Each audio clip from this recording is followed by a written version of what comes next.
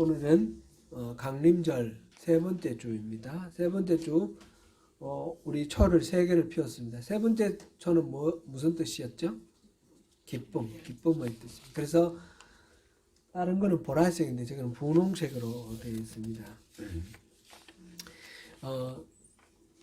크리스마스를 축하하기 위해서 메리 크리스마스 그러잖아요. 그죠? 메리 크리스마스. 즐거운 크리스마스입니다. 크리스마스를 기쁘게 즐겁게 맞이하시기 바랍니다. 제가 이렇게 뉴질랜드 사람들의 이야기를 들어보니까 우리 귀에 좀 익숙지 않은 그런 것들이 있더라고요. 그런데 가만히 보니까 그게 맞는 말인데 메리 크리스마스 이렇게만 들었는데 베리 메리 크리스마스 그러더라고요. 그럼 들어보셨나요? 그렇게 말하셔요. 베리 메리 크리스마스. 여러분 모두 다 베리 메리 크리스마스. 그렇게 하시기 바랍니다. 지난 주일에는 시편 40편 다윗의 노래를 인용한 본문을 통해서 본문 5절부터 7절까지 말씀이었는데 이것을 통해서 두 가지 중요한 이야기를 다루었습니다. 첫 번째는 한 몸을 예배하셨다는 거예요. 그죠? 한 몸을 예배하셨다. 또 그 한 몸 예수님인데 그분은 하나님의 뜻을 행하러 오셨다라는 거였습니다. 그래서 예수님이 오시기 1000년 전에 다윗이 그 한 메시아를 계시하면서 하나님의 계시의 말씀을 전하면서 한 몸을 예배하셨는데 그분은 하나님의 뜻을 이루기 위해 오신다 이렇게 말을 했고 1000년 후에 예수님이 오셔서 그게 성취가 되었습니다. 그리고 2000년 후인 오늘날 우리가 그 예수님의 덕으로 그 예수님 하나님이 예배하신 한 몸 예수님의 그 산 제사로 인해서 우리가 거룩하고 온전함을 입게 되었습니다.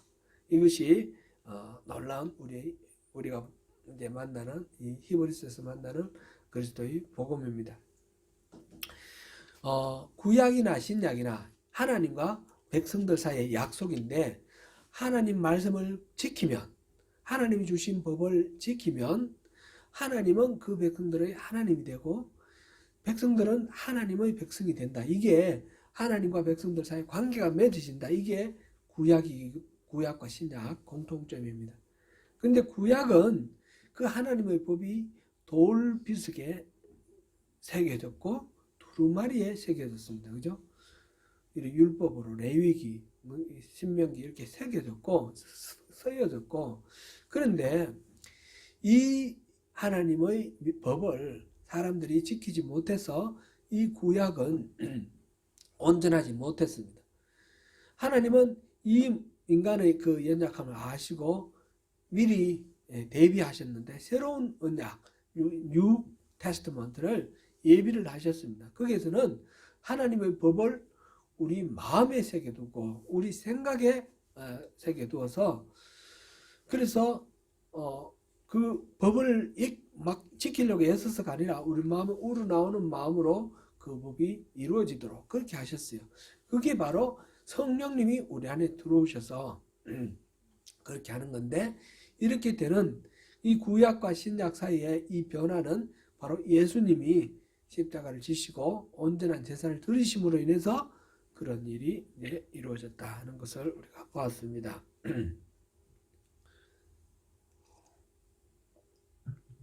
하나님은 백성들의 죄와 불법을 그래서 다시는 기억하지 아니하시고 용서하셨으므로 그 백성들은 이제는 다시는 제사를 드릴 필요가 없다. 이게 이제 지난주에 우리 살펴본 말의 마지막 부분.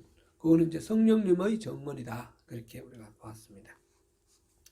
오늘 본문은 그러므로 라고 시작합니다.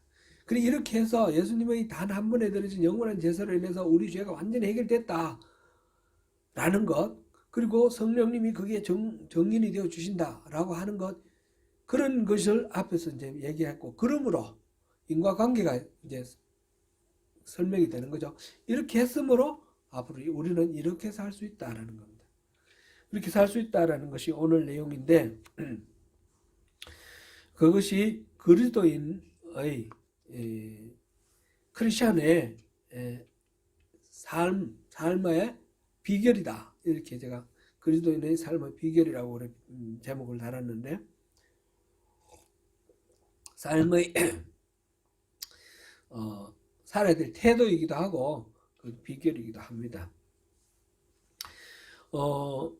오늘 본문은 그래서 이때까지 우리가 다루었던 히브리서에서 오랫동안 다루었던 부분하고 앞으로 다룰 부분이 완전히 달라지는 데고 분기점이 됩니다. 이제까지는 교리, 원리입니다. 원리이고 지금부터 오늘부터는 이게 실천적으로 어떻게 적용되느냐 하는 그런 내용입니다. 히브리서 전체는 10장 18절까지와 10장 19절부터 13절 마지막까지 이렇게 크게 대별을 할 수 있습니다. 앞에는 무슨 내용이 있었어요? 예수님의 우월성, 그게 이제 6장까지 있었죠.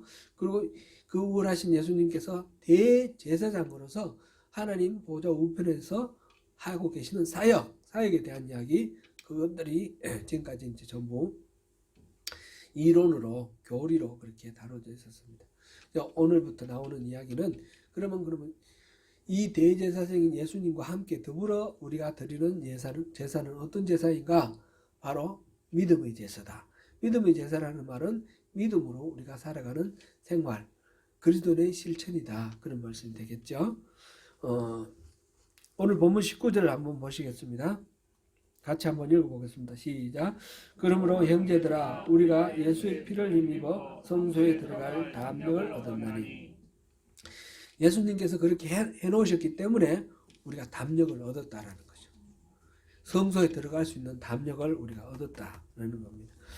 여기서 담력을 얻었다라는 이 말은 우리말로 담력이 뭡니까?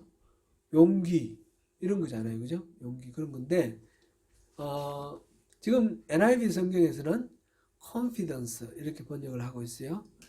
이건 courage, confidence 이거는 내가 가지고 있는 자신감, 나의 용기 이렇게 우리가 느껴지죠. 그런 담력, 나의 담력, 내 담이 가지고 있는 능력 그렇게 느껴지는데 이거는 주관적인 심리 상태로 우리가 이해하면 적절하지 않고요. 우리가 이런 담력을 얻을 수 있도록 만들어져 있는 객관적인 상태다. 그렇게 이해를 하는 것이 좋겠습니다. 객관적인 사실이다. 곧 예수의 피가 그렇게 닦아놨다. 계속해서 20절 읽어보겠습니다. 시작. 그 길은 우리를 위하여 휘장 가운데로 열어놓으신 새로운 살 길이요 휘장은 곧 그 육체니라. 아멘. 예수님이 그렇게 닦아놓으신 그 길은 휘장 가운데 열어놓으신 새로운 살 길이다. 그랬습니다. 그리고 그 휘장은 예수님이다. 예수님께서 십자가에서 숨지시는 순간 그 예루살렘 성전의 지성소와 성소를 가르던 휘장이 위에서 아래로 찢어졌다 그랬죠. 그 위에서 아래로 찢어짐으로 제사장이 1년에 한 번만 들어갈 수 있던 그 지성소가 문이 활짝 열려가지고 모든 인간이 누구나 언제든지 들어갈 수 있는 것으로 이렇게 열렸다는 거죠. 바로 예수님께서 자기 자신을 휘장으로 가로막고 있는 그것을 생각하시고 자기가 죽으심, 곧 자기를 찢으심으로 인해서 우리와 하나님 사이에 모든 막힘을 열어놓으시고 새로운 산길을 열었다는 거죠. 우리 주연이가 읽는 번역본은 개역 한글입니다. 개역 한글에는 새로운 산길이라고 이렇게 했고요. 개정개역은 새로운 살길이라고 그랬어요. 느낌으로 어감으로는 산길이 더 나은 것 같아요. 이렇게 함으로써 앞으로 살게 돼 우리에게 생명의 어떤 살 길이 열렸다 이런 뜻보다는 이 길 자체가 살아있는 길이다 그런 의미로 산길이다 이렇게 하는 것이 좀 더 자연스럽지 않겠나 그런 생각도 드는데 산길도 좋고 살길도 좋습니다. 새롭게 열려진 그런 길이다라는 것을 우리가 기억하면 좋겠습니다. 그런데 그렇게 해서 우리가 들어갈 수 있는 성소로 들어갈 수 있는 길이 열렸잖아요. 그 성소는 어디에 있는 성소입니까? 예루살렘에 있는 그 성소인가요? 그 성소는 이미 불타버리고 없었었어요. 그 성소가 아니고 하늘에 있는 성소라고 그랬습니다. 이 땅에 있는 예루살렘에 있는 성전 성소는 그림자에 불과한 것이고 예수님이 열어놓으신 이 길은 하늘에 있는 성소로 우리가 바로 들어갈 수 있는 길이라고 그랬습니다. 근데 그 하늘은 어떤 하늘입니까? 스카이, 저 공중에 올라가면 어디에 있는 그런 하늘이 아니죠. 안드로메다 건너편에 뭐 어디 있다든지 그런 게 아니죠. 공간의 개념이 아니고 관계의 개념이라고 했습니다. 그래서 하나님과 우리 사이에 관계가 활짝 열려서 이거는 장소가 어디든지 시간이 언제이든지 상관없이 우리는 하나님을 만날 수 있게 되었다. 그런 이야기였습니다. 그러면서 또 하나의 전제가 나옵니다. 예수님이 길을 닦아 놓으신 산길이고 그리고 그 다음에 하나의 전제가 예수님이 길만 닦아 놓으시고 안 계시는 것이 아니라 이 21절 우리 같이 읽어봅니다. 시작. 또 하나님의 집 다스리는 큰 제사장이 계시네. 하나님의 집을 다스리는 큰 제사장이 우리에게 있다라는 거예요. 바로 예수님. 예수님이 바로 우리의 제사장이라는 거죠. 여기 우리말로는 하나님의 집 다스리는 큰 제사장이 계시며 하니까 크게 뭐 이렇게 느낌이 제대로 안 와닿습니다. NIV 성경 제가 읽어드릴게요. And since we have a great priest over the house of God, we have 라고 했어요. 우리가 갖고 있다는 거예요. 하나님 집 다스리는 큰 제사장이 따로 객관적으로 존재한다 그런 뜻이 아니라 내게 그분이 계신다라는 겁니다. 이거는 앞에 히브리서 8장 1절도 우리 한번 읽어보면 좋겠습니다. 8장 1절. 8장 1절. 그 앞쪽입니다. 네, 같이 읽습니다. 시작. 지금 우리가 하는 말의 요점은 이러한 대제사장이 우리에게 있다는 것이라. 그는 하늘에서 지극히 크신 이의 보좌 우편에 앉으셨으니. 아멘. 여기서도 보니까 뭐 여러 가지 얘기를 했는데 포인트는 우리가 기억해야 될 중요한 포인트는 The point of what we are saying is this. We do have such a high priest. 우리가 갖고 있는데 do have 이렇게 강조를 했어요. 우리가 갖고 있다고. 그래서 the high priest 높은 제사장을 갖고 계십니다. Who sat down at the right hand of the throne of the majesty in heaven. 하늘에 계신 그 지극히 크신 분 하나님 보좌 우편에 앉아 계신 그 지극히 크신 대제사장 그분이 바로 우리 거다라는 거예요. 우리 거. 그 예수님이 남의 예수님이 아니고 내 예수님이라는 거예요. 바로 여러분의 예수님이라는 사실이에요. 대제사장으로서 그렇게 계십니다. 그러므로 우리 구원받은 하나님의 자녀들은 이렇게 이제까지와는 다르게 이렇게 살 수 있습니다. 그래서 우리가 이렇게 살자 하는 것이 지금 이 히브리서 기자가 우리에게 주는 권면이고 격려입니다. 첫 번째가 이게 이제 그리스도인으로서 살아가는 삶의 비결. 첫 번째가 이 세 가지를 보면 믿음, 소망, 사랑입니다. 그죠? 믿음, 소망, 사랑이 성경에 여러 군데 나오는데 여기서도 믿음, 소망, 사랑으로 이거를 설명하고 있어요. 첫 번째는 참 마음과 온전한 믿음으로 하나님께 나아가자라는 것입니다. 22절 같이 읽어보겠습니다. 우리가 마음의 뿌림을 받아 악한 양심으로부터 벗어나고 몸은 맑은 물로 씻음을 받았으니 참 마음과 온전한 믿음으로 하나님께 나아가자. 우리 주님은 산상수훈에서 팔복에서 심령이 가난한 자는 하나님이 그들의 것이다. 하늘나라가 천국이 그들의 것이다 그랬습니다. 천국을 소유하였다 하셨어요.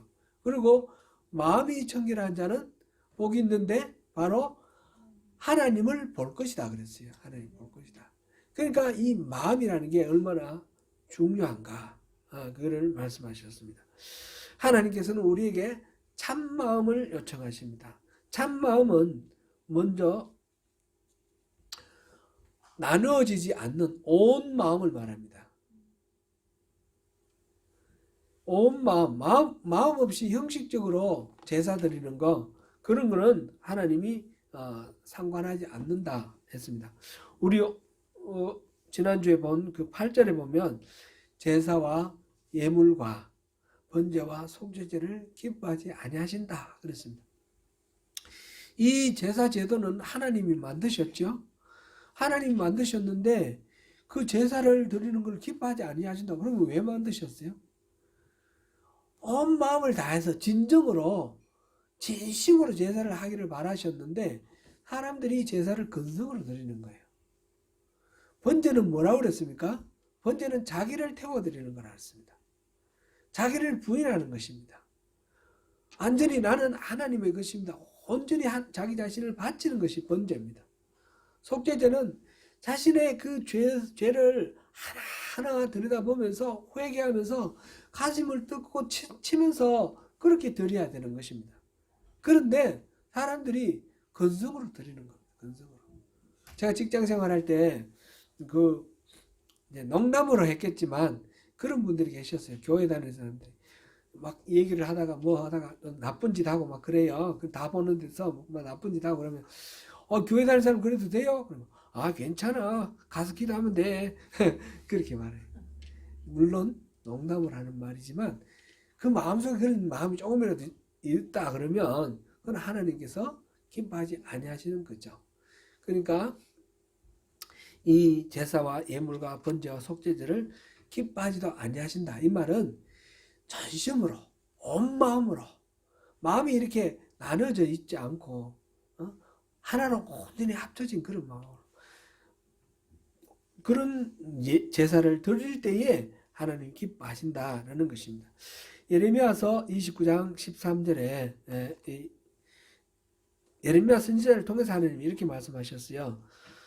너희가 온 마음으로 나를 구하면 나를 찾을 것이요 나를 만나리라.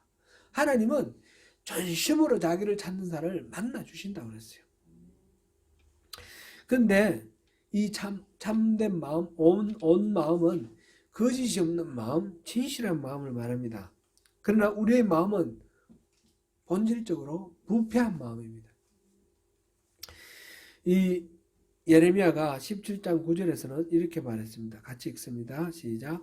만물보다 거짓되고 심히 부패한 것은 마음이라 누가 능히 이를 알려오마는. 우리 스스로 우리를 들여다봐도 얼마나 허물이 많고 약점이 많은지 우리가 정직히 인정하지 않을 수가 없습니다. 거짓되고 심히 부패한 것이 우리 인간의 본성이고 우리의 마음입니다. 근데 이것으로는 이 마음을 가지고는 하나님 앞에 갈 수 없습니다. 다행히 하나님께서 우리에게 새로운 마음을 주셨습니다. 그것이 에스겔 11장 19절에 예언되어 있습니다. 같이 읽습니다. 내가 그들에게 한 마음을 주고 그 속에 새 영을 주며 그 몸에서 돌 같은 마음을 제거하고 살처럼 부드러운 마음을 주어. 이게 바로 새 언약으로 주시는 새 마음입니다. 하나님의 법을 마음에 두고 생각에 기록하시겠다는 히브리서 10장 16절 약속대로 그렇게 새로운 마음을 주시고 새로운 마음에 새로운 영을 넣어주시는 이 약속, 그 약속대로 하나님이 이루어 주셨기 때문에 우리가 부패하고 더러운 마음이 아니라 새로운 마음을 가지고 하나님 앞에 갈 수 있게 되었습니다.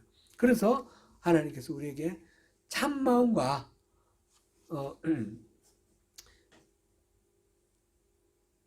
뭐라고 그랬습니까? 온전한 믿음으로, 참 마음과 온전한 믿음으로 나오라 그랬습니다. 예, 이 참 마음, 이 참된 마음은 그러니까 어떻게 해서 이게 가능했습니까? 결국은 믿음에서 나오는 거죠. 참 마음은 바로 믿는 바를 실행을 할 때에 손전하게 믿고 실행을 할 때에 나눠지지 않는 마음, 온전한 마음, 참된 마음, 거짓이 없는 마음이 나오는 것입니다. 우리는 우리 자신의 이 연약함과 실패를 생각하면서 무기력해지고 또 하나님께 나아가기를 주저하기 쉬운데, 그런데 오늘 본문 보니까 우리가 마음의 뿌림을 받았고 우리 몸이 물로 맑은 물로 씻음을 받았다고 했습니다. 마음에 뿌림을 받았다 이 말은 무슨 말인가요?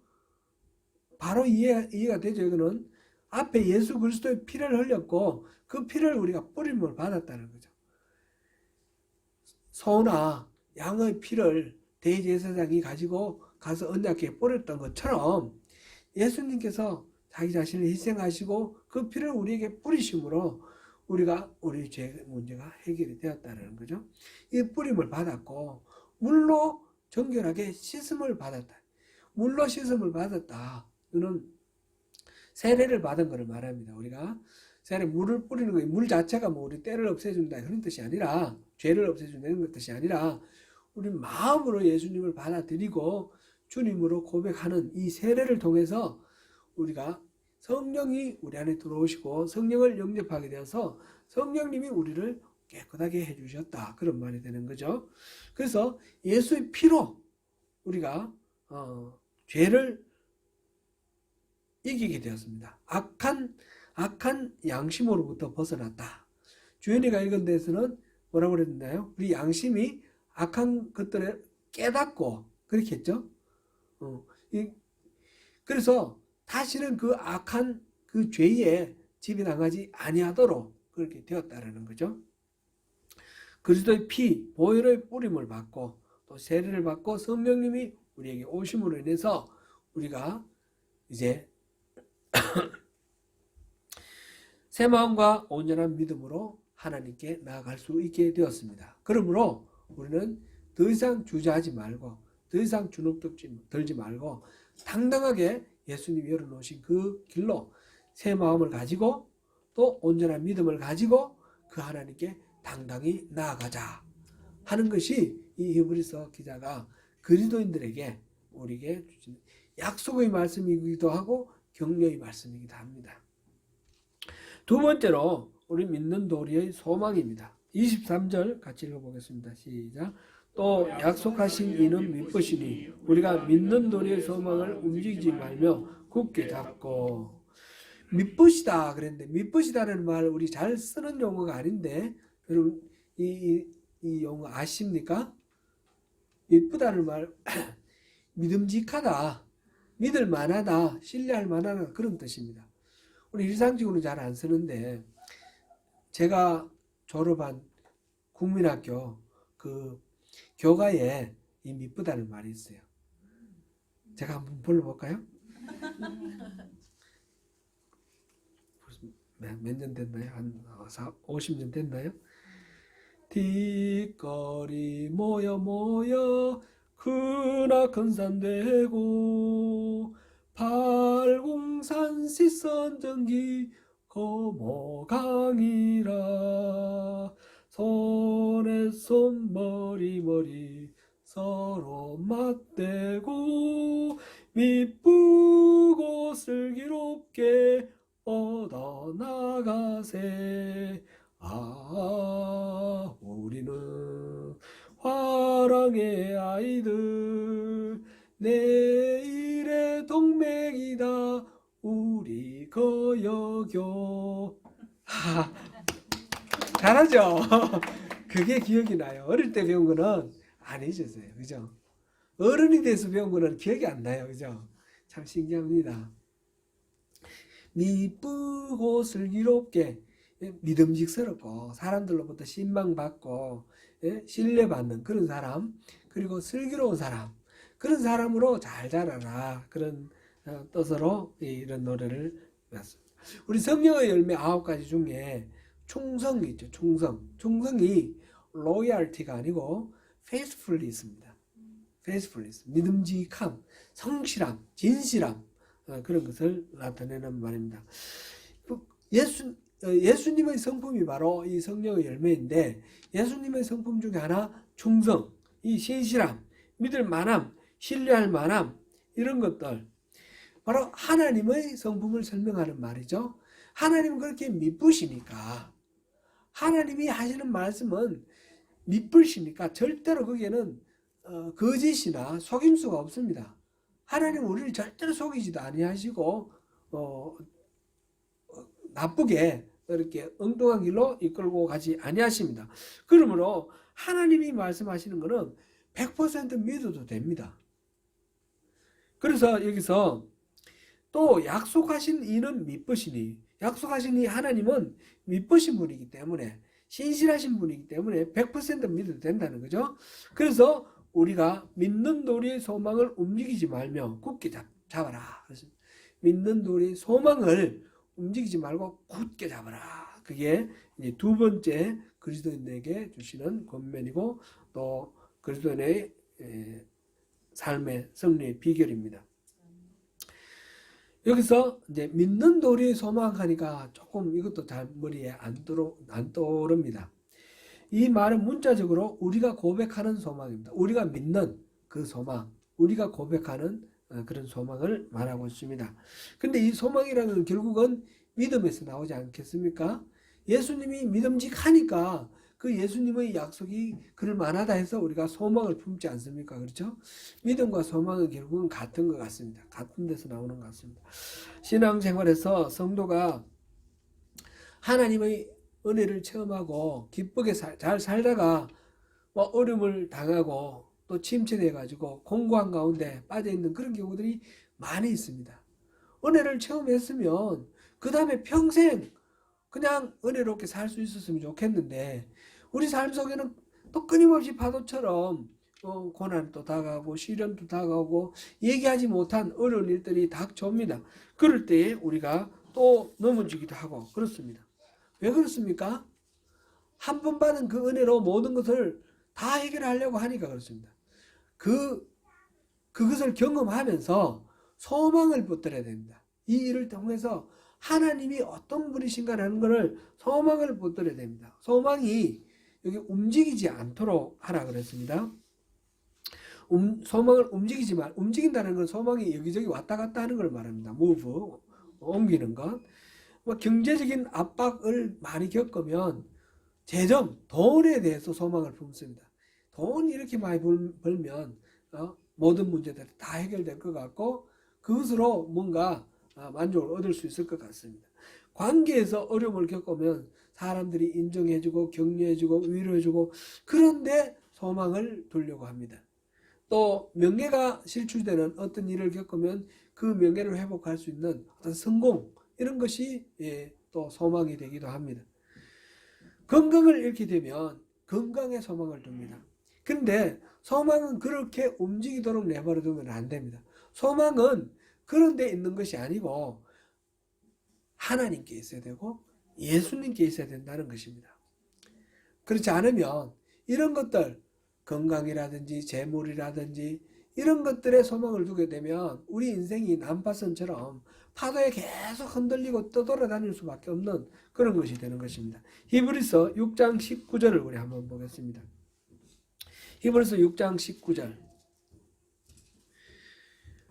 우리가 이 소망을 가지고 있는 것은 영혼의 닷 같아서 튼튼하고 견고하여 휘장간에 들어가나니 예수 그리스도의 사역을 소망으로 품고 있는데 그 소망이 바로 영혼의 닷 같다라는 거예요. 이 영혼의 닷. 그러니까 이 그리스도인의 소망은 예수님께 두어야 되고 그것은 영혼의 닷처럼 배가 이제 바닷가에 오면 닷을 내려놓고 파도가 불든지 조류가 흐르든지 떠내려가지 않고 그 자리에 있도록 머물 수 있도록 하는 것이 닷 아닙니까? 떠내려가지 않도록 계속 예수님께 이렇게 붙어 있을 수 있도록 하는 것 이것이 참된 소망인 것입니다. 로마서 15장 13절 읽어보겠습니다. 시작. 소망의 하나님이 모든 기쁨과 평강을 믿음 안에서 너희에게 충만하게 하사 성령의 능력으로 소망이 넘치게 하시기를 원하노라. 아멘. 이렇게 우리가 마지막 그리스도의 대제사장적 사역으로 인해서 약속받은 이 소망을 흔들리지 않는 소망으로 붙들기 위해서는 성령님의 도우심이 필요한 것입니다. 결국은 하나님이 우리를 믿으신 분이고 우리를 지켜주신 분이라는 걸 믿게 우리 마음속에 확신을 갖게 하고 흔들리지 않도록 해주시는 그런 믿음. 그런 믿음 결국은 성령님이 도와주셔서 확실하게 우리가 붙들 수 있는 것입니다. 그래서 두 번째, 움직이지 않는 소망. 이 소망을 견고하게 붙들어라 라는 것이 두 번째였습니다. 세 번째로 구원받은 그리스도인들의 삶의 비결을 24절, 25절에서 살펴보겠습니다. 같이 읽습니다. 서로 돌아보아 사랑과 선행을 격려하며 오이기를 배하는 어떤 사람들의 성관과 같이 하지 말고 오직 권하여 그날이 가까움을 볼수록 더욱 그리하자. 아멘. 하나님과 친밀한 관계를 풍성하게 누리기 위해서는 사람과 사이에서 선행으로 서로 돌아보고 서로 또 살펴보고 용납하고 하는 이런 관계가 이웃 간의 이 사랑의 관계가 이루어져야 됩니다. 이런 우리가 여러 차례 살펴본 것처럼 하나님을 보이지 않는 하나님을 사랑하는 방법은 결국은 보이는 이웃을 사랑하는 것을 통해서 표현이 되고 나타나게 되어 있습니다. 하나님께서는 우리를 그렇게 살도록 하기 위해서 우리를 창조하시고 구원하셨습니다. 우리가 그리스도 안에서 하나님의 자녀로 부름받았잖아요. 그러면 나는 1대1로 하나님과 나의 관계로 하나님의 자녀인데 하나님의 자녀가 나 혼자만 있는 것이 아니에요. 예수님이 아들이 되셨고 그 다음에 구원받아 부름받은 모든 사람들이 다 자녀예요. 그래서 하나님은 우리를 부르셨는데 부르실 때 한 사람 한 사람을 부르셨지만 모아서 교회를 이루게 하셨어요. 교회 에클레시아, 교회가 뭡니까? 부름받은 하나님의 백성들의 모임입니다. 그죠? 그래서 교회로 부르셨습니다. 공동체로 부르셨다는 것입니다. 하나님의 가족으로 부르셨다는 것입니다. 그래서 이 공동체를 그리스도의 몸으로 삼으셨습니다. 저마다 하나하나가 지체가 돼서 몸이 되도록 하셨습니다. 그래서 우리는 하나님의 몸으로 살기를, 그리스도의 몸으로 살기를 하나님이 원하십니다. 단지 우리가 구원받아서 천국 가고 영원한 영생을 누리는 그것만을 위해서 우리를 부르셨으면 하나님 바로 우리를 데리고 가시면 제일 낫겠죠. 그런데 이 땅에 우리를 살게 하시는 이유는 바로 그렇게 공동체로 부르셨고 공동체로서 그리스도로 살도록 하시려고 그렇게 우리에게 이 땅에 생명을 주시는 것입니다. 요한복음 15장 9절에서 11절까지 같이 읽어보겠습니다. 아버지께서 나를 사랑하신 것 같이 나도 너희를 사랑하였으니 나의 사랑 안에 거하라. 내가 아버지의 계명을 지켜 그의 사랑 안에 거하는 것 같이 너희도 내 계명을 지키면 내 사랑 안에 거하리라. 내가 이것을 너희에게 이름은 내 기쁨이 너희 안에 있어 너희 기쁨을 충만하게 하려 함이라. 우리가 예수 안에 있어라. 그래야 많은 열매를 맺는다. 그 말씀을 하시고 이어서 우리가 이 그리스도의 사랑 안에 있으면 바로 그 열매를 맺을 수 있다는 겁니다.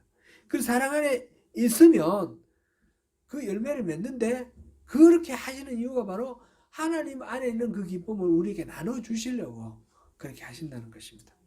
서로를 사랑하며 필요를 채워주고 서로를 세우고 일으켜주는 이것이 바로 선행인데 이 선행, 이 사랑 그렇게 함으로써 어려움과 힘든 일을 함께 이겨내며 서로 기쁨을 나누게 되는 것입니다. 이것이 바로 열매 맺는 그리스도인의 신앙입니다. 이러한 일을 위해서 또 히브리서 기자가 마지막으로 부탁하는 것은 모이는 일에 힘쓰라는 것입니다. 코로나 19 이 팬데믹 사건은 서로가 만나고 모이는 일을 어렵게 만들고 있습니다. 이 일을 계기로 해서 피지컬리 육체적으로 만나는 것은 지금 한국에서는 또다시 3단계 되고 해서 이 대면 예배를 금지하고 이렇게 됐습니다. 뉴질랜드는 다행히 지금 아직 우리가 할 수 있는데 대면 예배하는데 지장이 없는데 또 모르죠. 못하게 될 수도 있습니다. 이런 전 세계적인 어떤 이 위기를 통해서 참 하나님 우리를 이런 만나서 모이기를 힘쓰라는 이 말씀을 못 지키게 하려고 하시나 이런 생각이 들기도 합니다. 그렇게 볼 것이 아니고요. 이렇게 육체적으로 물리적으로 만나는 것이 어려운 이런 상황을 허락하시는 이유는 이거를 계기로 해서 물리적인 만남, 일상의 만남, 더 깊은 영적인 만남을 우리가 위해서 기도하고 그렇게 살도록 원하시는 하나님의 마음이다 라는 것을 우리가 살펴야겠습니다. 이제 이러면은 우리 신앙이 이제는 더 이상 형식주의적이고 껍데기 같은 그런 신앙이 아니라 알맹이 신앙. 참으로 이 교회는 그냥 사람들의 어떤 집합, 사회, 단체, 커뮤니티가 아니라 영적인 조직이 되어야 되지 않습니까? 하나님의 가족이 되어야 되지 않습니까? 영과 영이 만나는 그런 공동체가 되어야 되지 않겠습니까? 그러니까 우리는 서로를 바라볼 때에 그냥 육신적으로만 바라보는 것이 아니라 이 영혼을 하나님께서 어떻게 바라보시는가? 내가 이 영혼을 위해서 어떻게 섬기고 어떻게 그 필요를 채워줄 것인가? 그런 마음으로 우리 서로를 바라봐야 되는 것입니다. 그래야지 그게 참된 교회가 아니겠습니까? 사랑하는 성도 여러분, 이 모든 출발점은 바로 그리스도의 사역, 대제사장의 이 사역에 대해서 바르게 인식하는 데서부터 출발합니다. 그분이 하나님의 집 큰 대제사장으로 계십니다. 참마음과 온전한 믿음으로 하나님께 나아갑시다. 믿는 도리의 소망을 굳게 잡으십시다. 선행과 사랑으로 서로를 돌아보며 서로 모이기에 힘을 씁시다. 그날이 가까이 다가오고 있습니다.